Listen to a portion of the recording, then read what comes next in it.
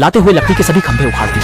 वह अविश्वास में उछल पड़ा और उम्मीद करने लगा कि यह अजीब सपना जल्द खत्म हो जाए। तभी जनरल घोड़े पर सवार हो आया, पॉल के पैरों पर भाला लिए हमला कर दिया। दूसरी ओर कुछ सैनिक पॉल की पैंट की कमर में हुक लगाकर उसे खींचने लगे। जैसे ही पॉल का संतुलन बिगड़ा, वह जमीन पर गिर पड़ा और तुरंत बेहोश हो गया। जब वह दोबारा जागा तो ऐसा था जैसे वह कटिंग बोर्ड पर रखा सुअर का मांस हो, धीरे धीरे धकेला जा रहा था। महल में लोग इस विशालकाय चीज को देखने के लिए उमड़ पड़े, यहाँ तक कि ज्ञानी राजकुमारी भी हैरान रह गई। अगले दिन पॉलो को खेत में ले जाया गया और उसने इंसानी शक्ति से गाड़ी खींचकर जुताई का काम शुरू किया।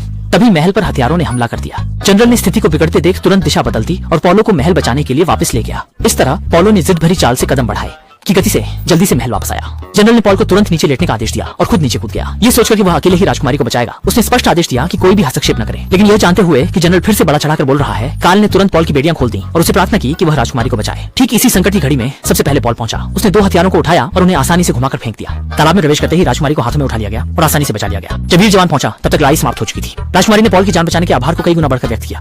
लेकिन इस समय राजा अभी भी आग की लपटों में फंसे हुए थे, इसलिए पॉल ने बिना कुछ कहे मदद करने के लिए आगे बढ़ा। मूल रूप से वह राजा को बाहर निकालना चाहता था, लेकिन उसकी उंगलियां जल गईं। जब सभी लोग नहीं जानते थे कि क्या किया जाए, तभी होशियार कार्ल ने पॉल को आग बुझाने के लिए जल स्रोत की जरूरत की याद दिलाई। पॉल ने सुना बात सही थी, इसलिए उसने एक अद्भुत कार्य किया। अपनी बड़ी पतलून उतार दी और आग की ओर पेशाब करने लगा। हालांकि थोड़ा संकोच हुआ, लेकिन कम से कम जान बचाई जा सकती थी। इस समय हमेशा लेट पहुंचने वाला जनरल भी समय पर पहुंच गया और उसने पॉल को तुरंत, जैसे ही पॉल ने एक बार मुड़कर देखा, उसने बची हुई सारी बचत जनरल को समर्पित कर दी। इसके साथ ही पॉल छोटे लोगों के देश में लाखों का आदरणीय महानायक बन गया।